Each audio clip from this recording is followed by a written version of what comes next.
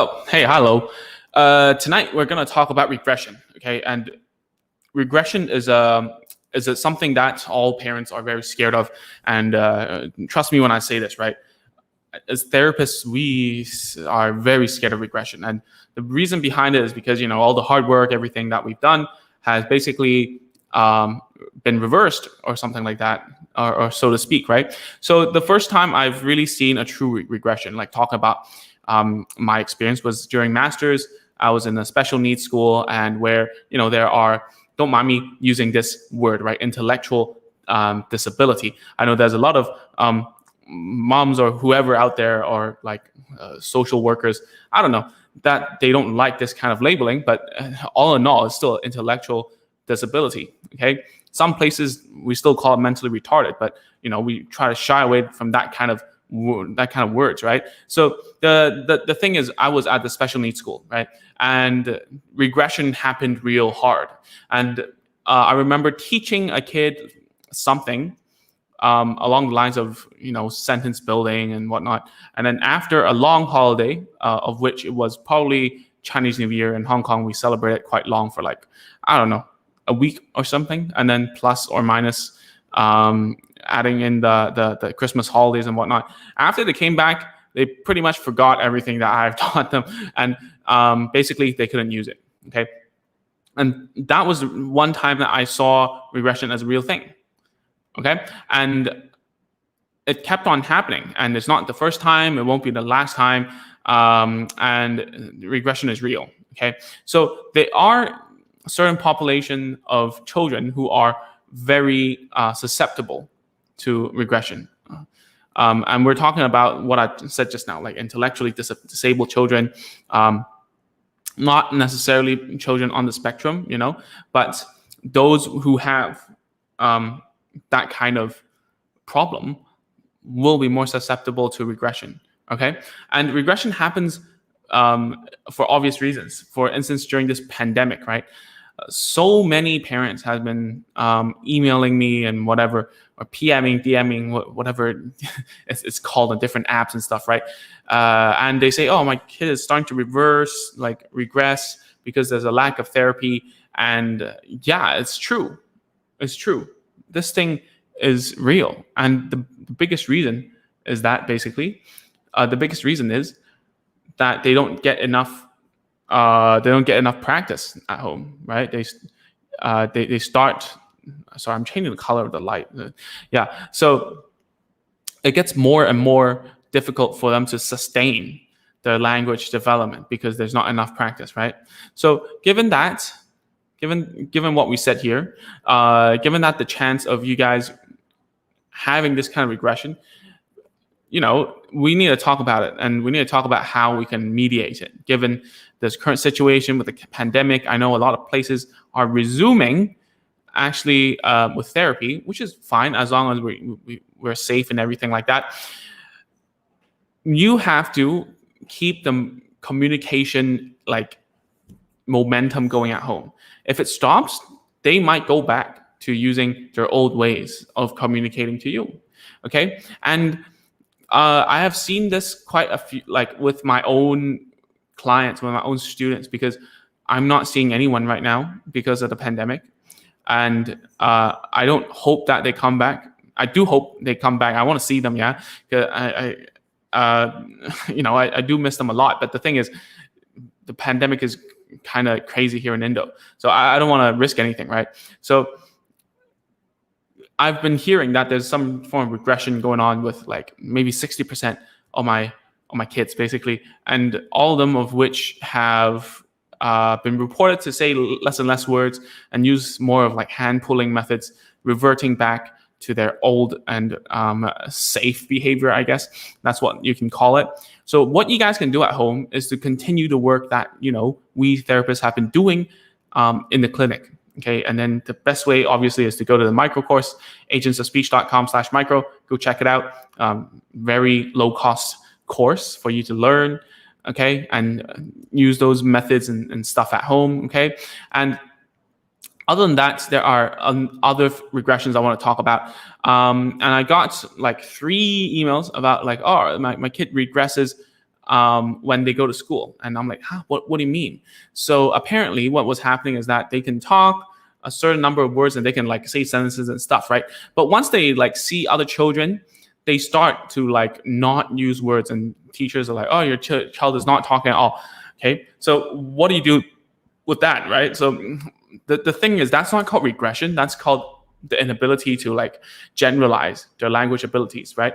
So children or humans, shall we say, our abilities, obviously in a room like this, like closed environment, only me, obviously I'm hanging out with you guys. If I am learning how to play like a guitar per se, I'll play a song perfectly here, right? Because there's no one here. But when I get on stage, or there's like a few people watching, I start to sweat, I start to stumble on my fingers. That kind of stuff happens a lot. And we're talking about children who are not very good at talking yet, right? So therefore, when then the situation becomes more anxious, like there's a heightened anxiety, there's more people looking, there's more social stakes. Like when, you remember when you were in school and you were in a play or doing a presentation or whatever, you get sweats, man. You get cold sweats. You get frightened. And so do these children who need to speak and socialize in school. Okay. So really quick, I see a question. I'm just going to answer it real fast. Okay. Manisha says, is it going to affect the whole life? It depends what it is. Okay. It depends why there's a speech delay, how severe is the speech delay, what you're doing with the speech delay. Like, are you doing a lot of therapy, whatnot? Yeah. Just a moment. I need to open the door. Yeah. Yeah. So it really depends. All right. And by the way, I know you guys are watching all over the world. So if you can, if you want to, comment and tell me where you are right now. Say hi from, I don't know, hi from Jakarta or something. Yeah. So yeah, that's going back to that topic about what regression is. That's not regression if your child doesn't speak as much in school. Okay, that's more of a generalization problem. All right. So how do you tackle that? Is basically, if your child is going through speech therapy, ask for some group therapy. Right. Ask for some group sessions. Ask for some. If you can't, then try for some play groups. And whatever that has a group element to it, and someone is mediating the whole thing. So yay, there's a lot more. So Manisha, hi from Virginia, nice, and also Lakeisha from Atlanta. Atlanta. My God, my tongue's doing a bad job today. And Yibing, is it Bing or Yibing? I don't know. From KL, nice, cool, guys, thank you. And so since Lakeisha is here, right? So Lakeisha, yeah, that's answering a question. Try to get some group therapy if you can. All right, and then let's answer some questions. Before that, Zahia, from Kansas, nice, great town. I think I've never been there. So Jeannie says it's language delay different from language disorder. Yeah. So nowadays, people, or in particular speech therapists, pathologists, depending where you are in the world, we are leaning more towards language disorder.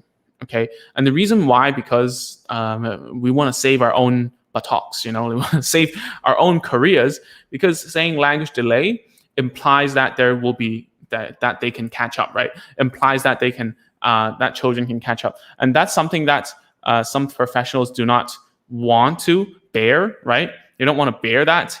So we're leaning towards disorder. Okay, so let me talk about what's a delay in a disorder. And I think I go through that in somewhere before. But anyways, so a disorder means that something is out of order, right? It's out of order. It's out of the ordinary, right? Delay means that it's going in chronological order, but it's just shifted and delayed, like time lag. All right. So what's the language delay is that when we see a kid and we see that, everything is developing normally, just that everything shifted behind. Okay. Not catching, like not up to speed. That's all. Right. But disorder means that they acquired some skills and don't have some skills. Like, for instance, they know how to run instead of knowing how to walk.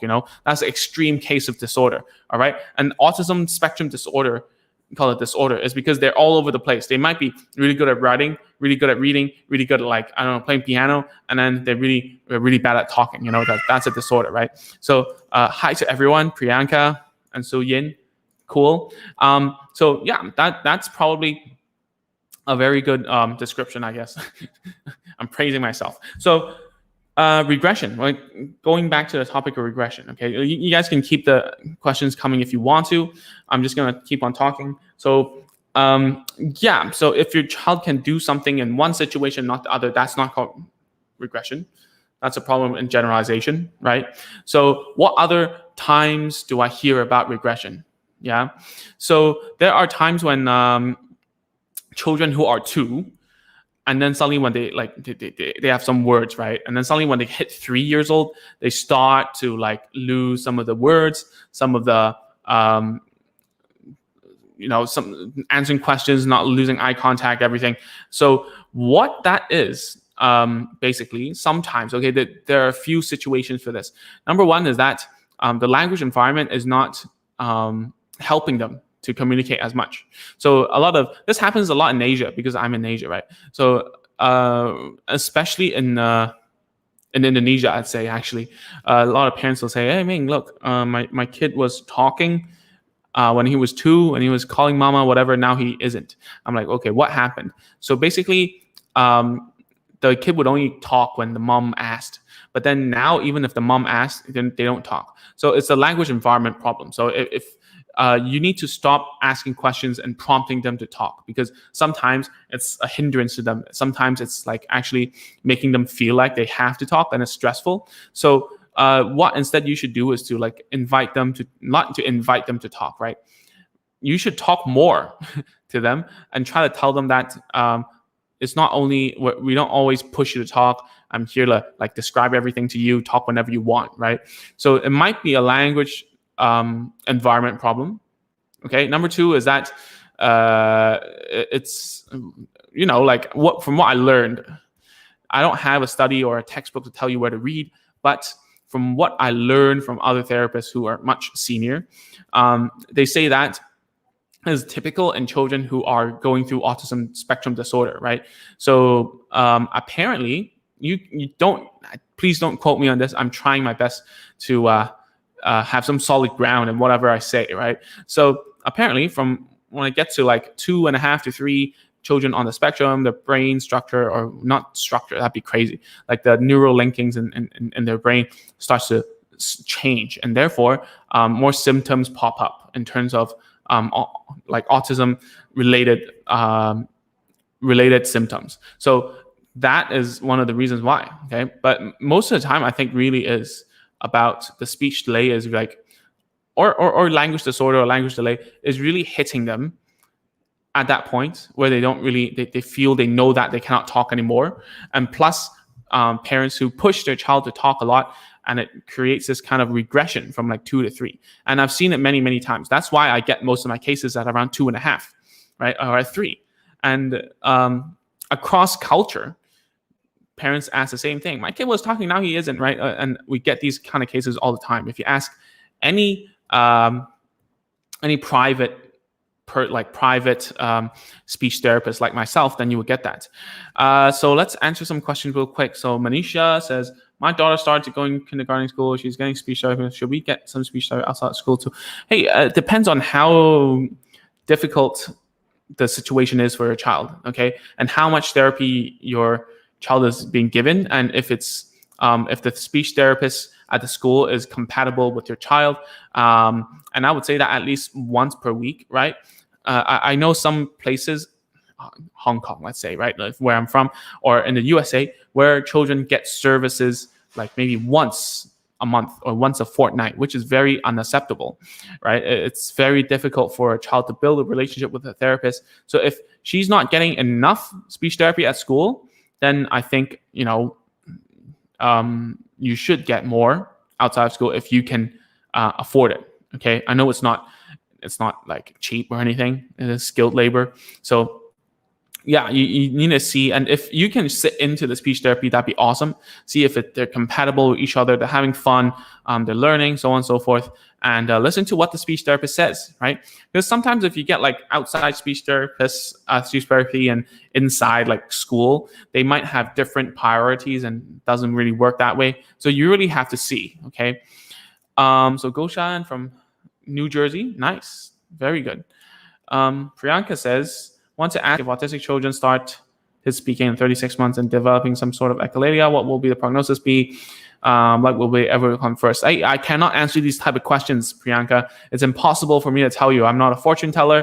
I cannot even if they came for an assessment, even if you came for an assessment and you told me and I saw your child starting to talk at 36 months, and has echolalia, I wouldn't know, because it really comes down to like, what does your child like to socialize with people, right? How reactive they are with therapy, right? That's a huge one. That's huge for prognosis. If you teach something, do they remember it, right? Do you teach something, do they use it in other situations? Can they generalize it themselves, right? These are more of like towards prognosis, more than if you tell me, oh, they started talking at like 2 or 3 or like 1. It doesn't matter, all right? It's about how much, if I teach, how much they can learn, or how much you teach, right? Now it's on you guys. So how much you can teach, and then they use it by themselves, right? It's not about like what time. And if anyone says there's a golden period for therapy, I don't know. There's no study about it. And from what I know, right, either a 4 or 5-year-old or 11-year-old coming my way, as long as we hit the correct things to train, right? And secondly, they respond to therapy well, then the prognosis will be good, okay? And how do you define a good prognosis anyways? Like, oh, he'll be normal. No. Remember, ASD, autism spectrum disorder, is something that is lifelong for a child and for anyone, right? Anyone. So you need to think about it as, it's a different way of like operating in the world to them, right? They don't understand a lot of things that we take for granted.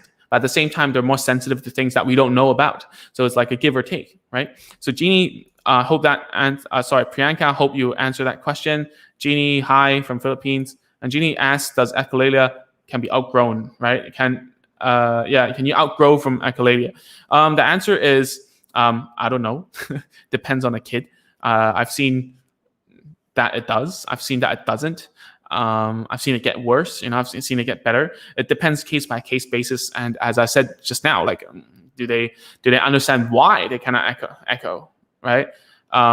Why do they echo in the first place? Is it because of like stimming, like sensory needs, or is it because of other things? And most of the time, children echo is because they don't understand the language situation.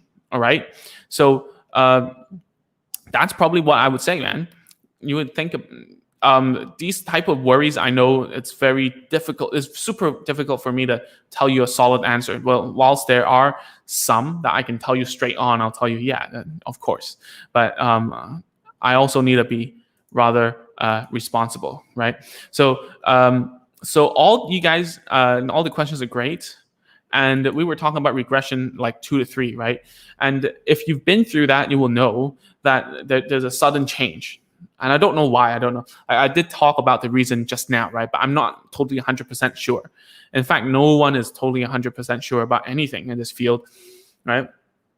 And teaching children, teaching what we call individual needs now, right? Or special needs back in the day, or in some countries we still go with special needs, is a rather young field. It's rather young. I mean, we didn't have that in 1950s or something. So it's like a 70s, 80s thing, and 90s became like more booming and stuff.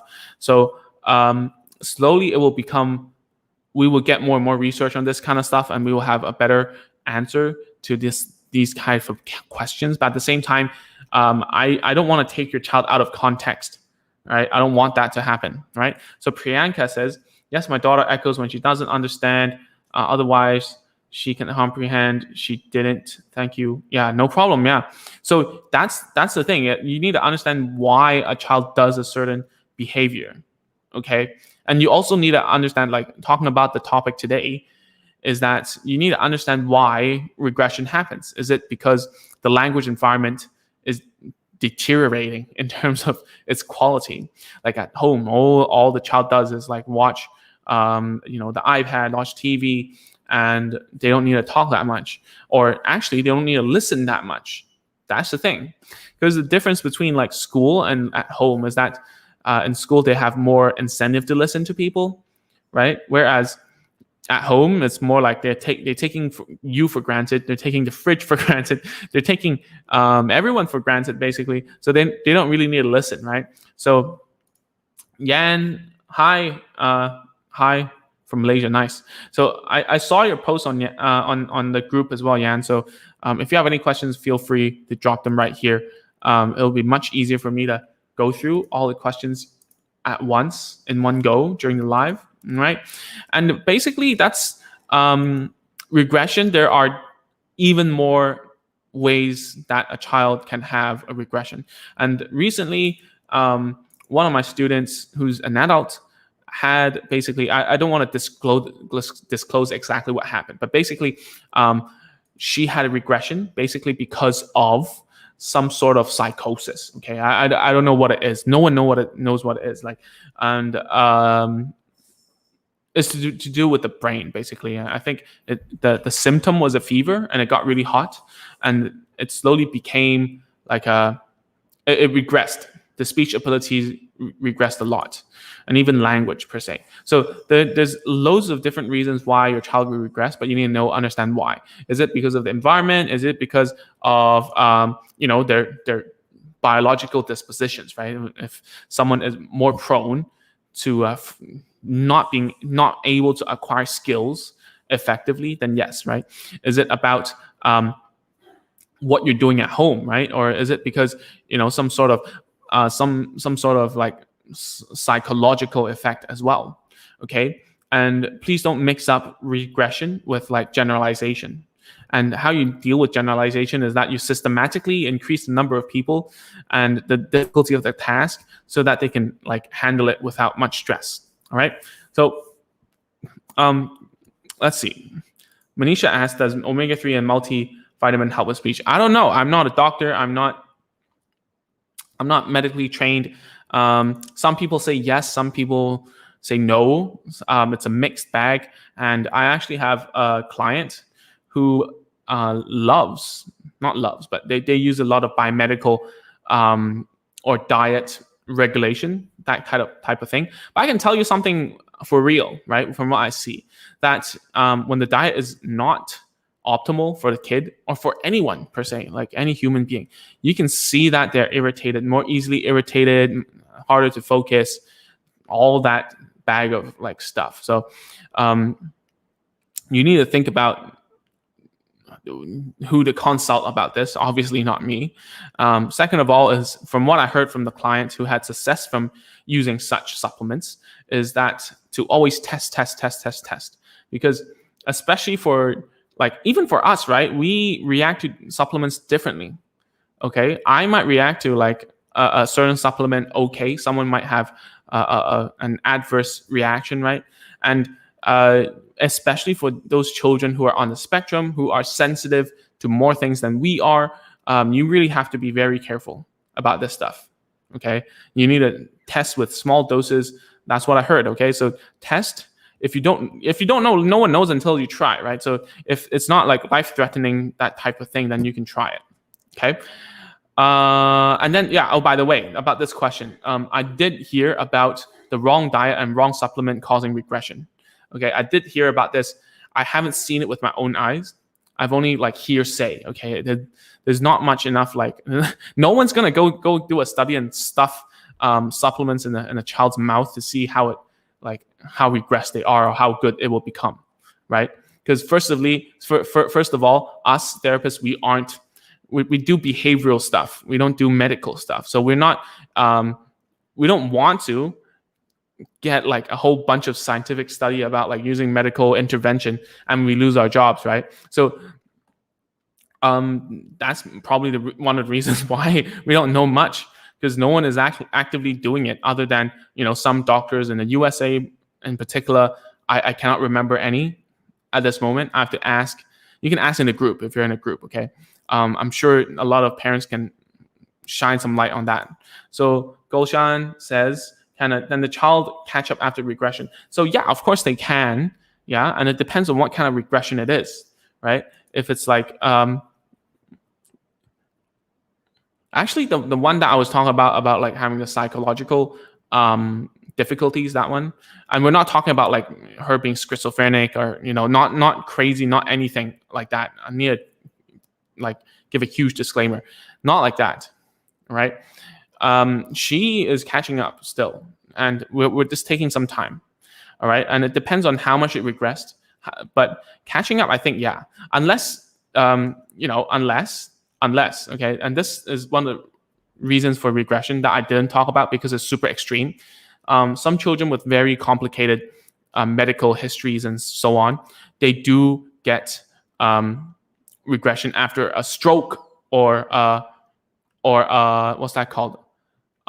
Seizure. Okay, so those types, they might have some type of like permanent damage, but those are super extreme cases, rare cases. Unless that's something that you want to talk about, then you can ask me about it, right? So Anantha, sorry, very hard, very bad with names. Anyway, so echolalia is a sign of autism, is it or not? Well, to be honest, echolalia is not only for autism. Autistic children sometimes do echo, right?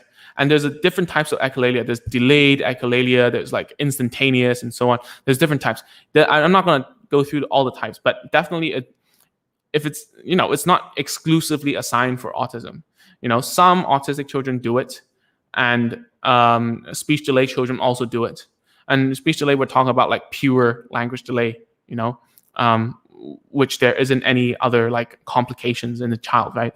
So that's something that I have to, it's definitely, if a child echoes, I wouldn't instantly think autism, right? And some parents, some therapists, some teachers do think that way, right? So when someone echoes instantly like that happens a lot in public schools and like kindergartens, where they hear a kid echoing, and then instantly they refer them to like me or someone. And then I'm like, dude, I don't know. You got to check if it's autism or not, basically. I can tell, like, to get the gist of whether they are or not, or how much or how delayed or how severe the autism is. But echo, at least in my books, is not something that I would say, oh, for sure, that's autism, right? I wouldn't say that. All right. So thank you for all the questions, guys. It's been amazing. And basically, I haven't been really talking about this up front with everyone here. And it's that, the micro course has been serving a lot of parents all over the world. We're getting more and more people inside. And the thing is, I've been getting more and more requests to answer questions that are outside of the micro course. And that's great. And the reason why is that parents are learning, parents are evolving, and parents like yourself want to know more about how to like help your own child, right? So I'm thinking of something. I was thinking of making a newer course, but at the same time, that wouldn't do anyone justice, right? So I don't talk about this publicly at all, okay? The reason is I'm scared that too many parents join, okay? And I've been doing like online private consultations through like WhatsApp and Telegram. And basically I help the parents set the goal. I teach them what to do, and they send them videos, and I review it, and I tell them what to do, right? So I only have a handful of these parents with me because I'm scared that it will go really out of hand, and I had to like really like say no to a lot of parents as well, so that I can like focus on doing other things in my life. Or else I'd be watching videos every day, which, my phone and this computer is stacking up with parents like teaching children videos of that. So what I'm thinking is that as we progress more and more further in this like journey together, right, is that I cannot just give you an online course anymore. All right. And that's because I'm leaving it all to you, and I don't give you enough like help along the way, and every child is different, right? So I'm going to finish talking about my own stuff, and I'll get back to your questions, right?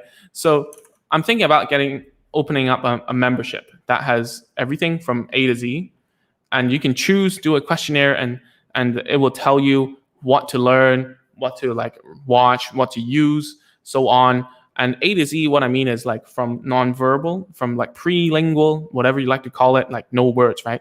All the way up to like socializing, telling stories, getting rid of some bad behavior, all that inside of one place. Okay. And why I want to do this is because since a lot of parents always ask me if they can like have private coaching or whatever with me, why don't I make a big one and everyone can learn from each other privately and securely, not on Facebook?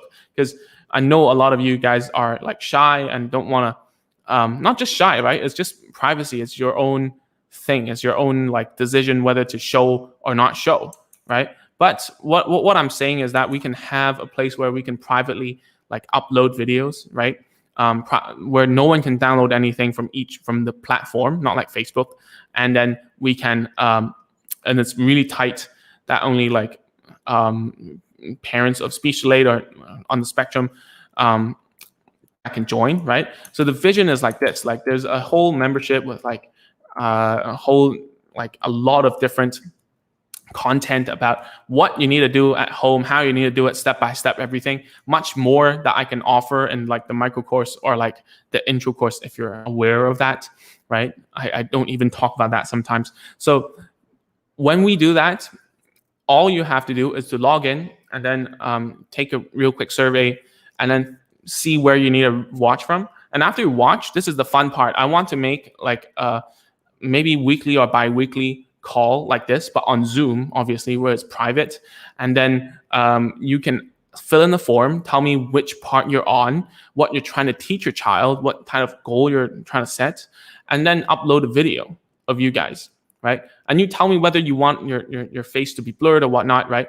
But I will watch that video and I will go on live on Zoom, and then I will tell you my feedback and how to do it and demonstrate it live, and other parents can learn from each other. Okay. And you can do it as much as you want because it doesn't take me a lot of time to review these videos. In fact, I've gotten pretty good at it. So we can do it in a whole batch, and it will be much easier for me and much easier to provide value to you, because most of the time when parents like watch these online courses from me, I cannot make it too step by step because there are too many nuances inside, right? What if you like by accident do this? What if you like put the card like this or what? There's too many things that I'm scared of. All right, and the way to us learning anything, to especially for children, is how we give feedback, right? As I was talking in the micro course, right? So always give good feedback. Tell them like what they did well, what they did not so well, where to improve, how to improve, so on. And the same is for you. Okay, if you're serious about this, that you really need some help at home, then I think we can do this together. And it's not yet created, okay, but I think that's what it's going to look like. A whole community, maybe on Facebook, maybe not, but everything is private on Zoom. You can upload a form and videos, and you can watch step-by-step videos on the side. And if you need help, you can ask for help in that way, which is a lot easier than you typing and telling me and describing me what's happening, right? Like, just give me a video of you doing it and I'll tell you what to do exactly.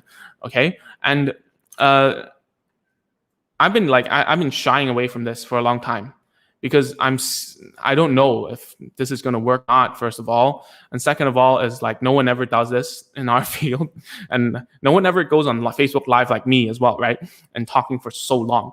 So I'm scared as well. So I'm asking if you want to be a founding member of this membership that we're called. I don't know what it's called yet, but the vision is like what I just told you, right? If you're interested in that, you can shoot me a PM, a private message, and tell me about it. Okay, PM me. All right, and I'll be, and later on we're gonna I'm gonna keep on talking about it, because the reason I haven't, and I had this vision for it for a long time. Okay, I've been thinking about it. I've been thinking about how to help parents the most, and this is my top of the line thing that I've been doing for a long time, but not in the masses, because I've been teaching children or teaching parents through like this format, this video taking thing since forever. And if you guys watch that video about Tenor, the one from Indonesia who taught her child how to speak in like sentences now, right? We're still doing it over on Telegram. It is the exact format, but I just don't know how to make it into like a big thing that we can all learn from together. Okay, so PM me if you're interested to become a founding member. Why this is why I'm saying this founding member. What's that? So this obviously is gonna get really, really expensive as it goes on, because you need like a huge server to like for you to upload the videos to me, right? And then we need also like a lot of like a server for Zoom as well, right? So that we can host everyone and for everyone to watch smoothly, fast, and also have a great community and a website for you to browse through. So it's going to be beta mode, meaning it's test mode. And as a founding member, your price would be lowest it will ever be. It will lock in that price. And yes, it's a membership, so it's going to be a monthly recurring, because we still need a, I'm going to look at your videos like you can send me as much as you want. Obviously, there are restrictions about that, and you need to be mindful about other parents as well. So you need to think about like all the service that is going in, okay? But then as a founding member, your price is locked in forever. You're grandfathered to all the other stuff down the line, okay? I can promise what I just told you, the vision, but down the line I have even more stuff I want to do, okay? But I'm not sure if that's something that will work. So PM me about it, and we will talk about how to start this membership going, okay? So let's answer some, before we get ahead of ourselves and get too excited and stuff. So I see that someone is saying, yes, oh my God, that'd be so helpful. Yeah, I think so too. That's why I'm trying to throw it up, right? So I put Danya here says yes for the membership site, but let's, just PM me, and then let's see what we can do about it. If there is enough people saying yes, I'm going to make it for sure. Because I was just thinking of making the new online course for like combining words, right? But the thing is, there are the things that I'm sharing, going through all the videos that parents showed me. Those are like, it's pretty hard to teach you in one go. I need to keep on seeing what you're doing and then tell you feedback, because you keep on you will forget for sure. If I tell you something, you will forget for sure, and I have to remind you some way. All right. Okay. So, yep. Hello from Dubai. Yeah. So I'm going to answer some questions to calm myself down, because I'm getting too excited. So Laura says, how to make kids see eye to eye when they're told to request something to parents or others. Okay. So first of all, eye to eye, like you have to, like we go through this in the micro course, very detailed about like eye contact. Laura, if you see this, you're listening to this, go join it. But I'll give you some tips. First of all, get to their level, obviously, because distance is also a prompt, right? If you're too far away, less likely to look right in the face, more probably. But don't like stuff in their face, and don't ask for their attention, right? The best way to get their eye contact attention, right, is always to catch them when they look naturally and then praise them and reward them. That's the best way. You cannot instruct them to look, because every time you instruct, that's a prompt. So the eye contact becomes a prompt dependent cue, right? So you have to be careful about that and think about why they have to look, right? Have they mastered some sort of like speech that they can do already, that you can up level to add an eye contact to it, okay? But eye contact usually is not one of the goals that I would teach. And I explain this in another video. You can search like eye contact agents of speech on YouTube or something, or even on Facebook. So Zahia says, my son, different. He doesn't follow direction at school, but he's good at home. Also, when he dad come home, he start crying. What do? We don't lessen him. Okay. So the problem here is that your child obviously is very situation dependent. Okay. And he cannot generalize his good behavior to school, right? Maybe the school, there's something going on that is like not helping him. Maybe there's too little structure, too much structure. You need to ask the teacher about what's going on there. Or, he's not actually ready for mainstream school and he needs a little more help, maybe with a shadow teacher or whatnot. Okay, about the dad coming home, you need to see what daddy is. Okay, is what I mean by that. Okay, what daddy is that um, is he someone that triggers bad behavior? Like, is he a negative stimulus? Is he something that doesn't help the situation? What is he doing at home that is triggering all this crying? You have to think about it. Does he talk? Is it the moment he goes in? I cannot help with that. Maybe it's because dad is more lenient and he's trying to get something for him, since he doesn't teach him, right? That's what you mean, okay? So you have to know why in order to deal with it. I cannot tell you right now, all right? For the school, ask the school teachers, see if he's really ready, and talk to your therapist about it, who knows him better, okay? That's the best advice I can give right now, okay? So Agnes says, so my son echoes when I talked to my husband.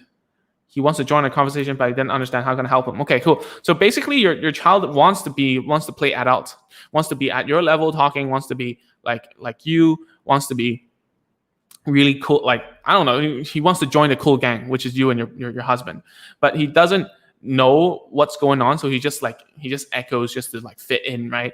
So what you can do in this situation is that you can tell him what to say to fit in the situation, so he can echo that word that you give him. All right. So when he does follow that, you should praise him for saying the right word. All right. Well, let's say that you guys are talking about something. You should include him in the conversation and tell him what to say. When he says what you tell him to say, you praise him and say, good boy. But whenever he echoes anything else, then you ignore him, because it's not his turn to talk anyways. So that's that. Nabil says, I think you've asked this question somewhere before. And you mean like taking a pause in between words, or is it in between syllables? If it's in between syllables, I would say use a cue by like putting your finger here and tell them to say the whole word in one go. For instance, if you say cable, some children will stop in the middle and say cable, like that. So you what you need to do is like you need to cue him and tell him, okay, go smoothly like this, cable, and let him try. Okay, if you're talking about pauses in between words, or like, I don't know, in between words or sentences or phrases, how disruptive is that in order, like according to your language? Because in English is very disruptive. In Chinese, not so much, I would say. So if you don't want them to pause, you might have to do something that is very unnatural, which is clap out the syllables to make them faster, right? Clap out the syllables to make them faster, right? So you can either clap in a beat and the word follows, or you clap with each syllable like that, so that the pause gets shorter and shorter, okay? But in doing that, you will cause them to talk like a robot a little bit. And you have to think about how to fade it. And the good way to fade it is tapping, all right? So that's the first step. See if that helps, all right? Okay, so Yan says, my son doesn't talk yet. Is it advisable to send him to school? How old is he? Right? I don't know. How old is he? If he's 3, then it is kindergarten. It's fine. If it's primary school, no. Okay. Engling, I think. I hope the new membership plan, the fee will be affordable. Yeah, I'm thinking it will be very affordable.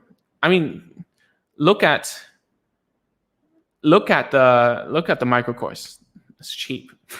So it will be affordable, because it's, like working in this field is not about like making a lot of money. If I wanted to, then I would have done something else or charge a lot more. But the thing about the fee is to obviously to make parents more committed, obviously, number one. Number two is to pay for all the costs that come with it. Yeah. And number three is that when parents are committed, you will have higher quality people that are inside that will help you along the way, and you make good friends, right? This is already happening in the micro course some way, somehow, and definitely amongst my private clients who are on WhatsApp and stuff. So Nabil says, in between words, yeah, so do the clapping, do the tapping, see if it works first, okay? And then I would say clap for each word, not for each syllable, since it's in between words, not syllables, right? So Yang says 3. Yes. Okay. So if he doesn't talk, you can try. You can try to kindergarten. Maybe it will stimulate him somehow. All right. Yay. Okay. Interested to join. PM me if you're interested to join the not the microcourse. My God, the microcourse you can just join here. But PM me if you're interested in joining as a founding member, as the first users of this beta membership, monthly ongoing thing, and price will be set on forever, as long as you stay inside, of course. And that's probably it, guys. Let me just answer the one last question. It's actually not really a question. It's a statement. It says, my daughter have words, but she don't have conversation. Well, you have to find something that you guys have a common interest in, or at least, you focus on your child's interests, and then at least have her initiate words and comment and talk to you herself first before thinking about conversations. Okay. Conversations are very difficult, especially for those who are on the spectrum. Speech delayed, it takes some time. Okay. So that's all for tonight. Thank you all for hearing me out for 10 minutes plus about my goal and vision, and thinking about how to help you guys the most.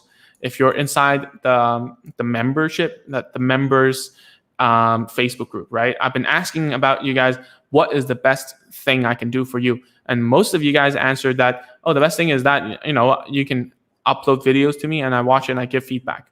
So I'm planning to do that on a huge scale, right? So that I can leverage both of our times and you guys can learn from each other. And at the same time,